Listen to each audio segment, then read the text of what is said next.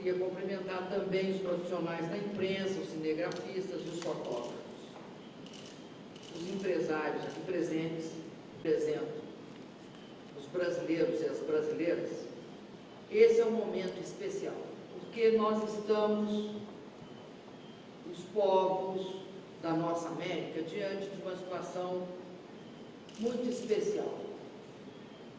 Ao longo dos séculos, tivemos imensas dificuldades, os nossos países sofreram de toda sorte de repressões, explorações, fomos colônia, tivemos escravidão, mas tivemos processos de libertação, lutas heróicas e memoráveis, tivemos movimentos que explodiram no século passado em vários países, procurando a libertação, mas eu acho que nunca antes nós tivemos uma oportunidade tão grande de fazer com que este continente tenha uma importância e um papel estratégico na relação entre as nações no plano internacional. Não só porque nós, ao contrário de vários outros países do mundo, inclusive dos mais desenvolvidos hoje, somos um continente que tem mantido uma taxa de crescimento bastante elevada em relação ao crescimento dos países da Europa e dos Estados Unidos, e mesmo em relação à média mundial, mas sobretudo porque nós mudamos a nossa concepção de crescimento econômico.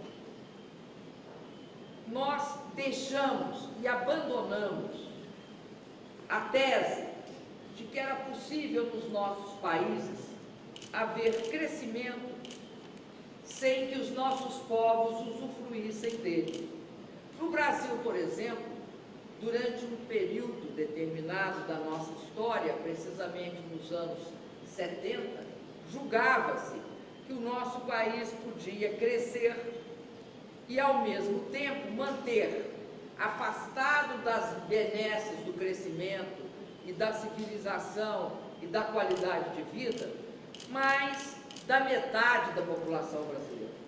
Que era possível crescer com níveis de desigualdade absolutamente incompatíveis com a civilização.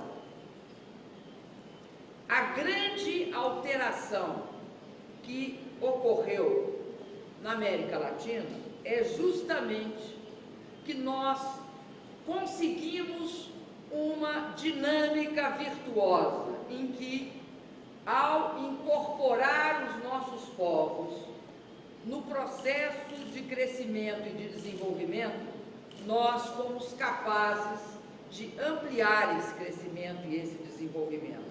E pela primeira vez, como dizia um economista brasileiro, que eu considero dos mais importantes, Celso Furtado, nós de fato trilhamos pelo verdadeiro caminho do desenvolvimento, que é crescer com inclusão social e distribuição de renda. Esse fato é um fato memorável. Outros desafios se colocam na nossa frente. E quais são esses desafios? Eu acho que o grande desafio atual é como nós iremos nos conduzir diante desta crise internacional da qual nós não somos responsáveis, para a qual nós não contribuímos.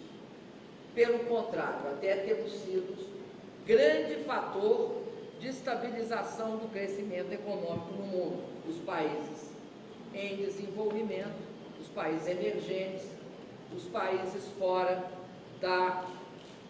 eu diria, do eixo desenvolvido.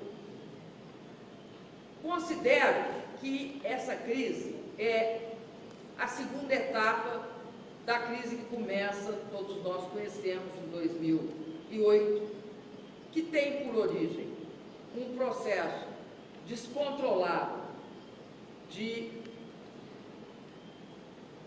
financiamento e de especulação com vários ativos, a começar dos imóveis, mas não só imóveis, e está na sua segunda fase, uma fase extremamente, eu diria, complicada para o mundo, complexa para o mundo e desafiante para nós. Qual é a fase? É uma fase que se caracteriza por uma crise das dívidas dos países desenvolvidos, que estão hoje altamente endividados, e, ao mesmo tempo, uma crise bancária, que pode tornar uma crise de crédito, que pode vir a ser uma espécie de crise de crédito, mas cujo pior efeito são taxas de desemprego absurdas, principalmente entre os jovens nos países desenvolvidos, e uma crise de absoluta falta de perspectiva. Esta crise leva também a algumas consequências que eu acredito muito complicadas para os nossos países. Entre elas, o fato de que nós vamos ser objeto de um assédio muito grande. Como disse uma ministra argentina, nossos mercados são apetecíveis. Ela disse apetecíveis.